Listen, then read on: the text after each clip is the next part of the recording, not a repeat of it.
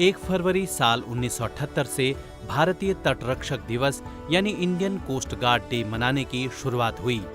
1978 में केवल 7 जमीनी प्लेटफॉर्मों के साथ भारतीय तटरक्षक बल ने अपनी शुरुआत की।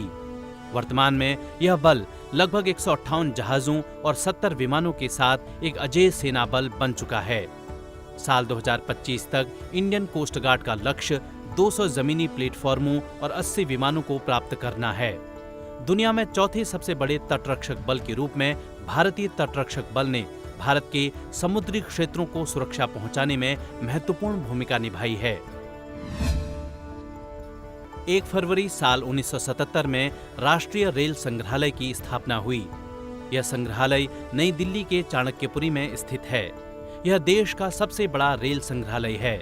यहाँ पर रेल इंजनों के अनेक मॉडल और कोच हैं, जिसमें भारत की पहली रेल का मॉडल और इंजन भी शामिल है। विभिन्न प्रकार के रेल इंजनों को देखने के लिए देश भर से लाखों पर्यटक यहाँ आते हैं। यह म्यूजियम भारत की रेल धरोहर को संरक्षित करते हुए 150 सालों से ज्यादा के इतिहास की झलक प्रस्तुत करता है। इस संग्रहालय में भवन के अंदर और बाहर दोनों ही प्रकार की रेल धरोहरें सुरक्षित हैं। 1 फरवरी साल 2003 को कल्पना चावला का निधन हुआ। चावला अंतरिक्ष में जाने वाली पहली भारतीय महिला थीं। उनका पहला अंतरिक्ष मिशन 6 अंतरिक्ष यात्री चालक दल के रूप में शुरू हुआ। इस दल ने अंतरिक्ष शटल कोलंबिया STS-87 से उड़ान भरी थी।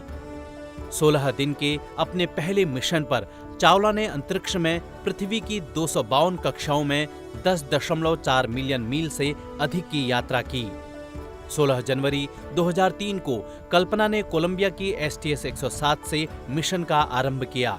इसी मिशन से वापस लौटते समय कोलंबिया पृथ्वी के वायुमंडल में प्रवेश के समय दुर्घटनाग्रस्त हो गया। इसी के साथ ही अंतरिक्ष पर पहुंचने वाली पहली भारतीय महिला कल्पना चावला की दूसरी अंतरिक्ष यात्रा उनकी अंतिम यात्रा बनी।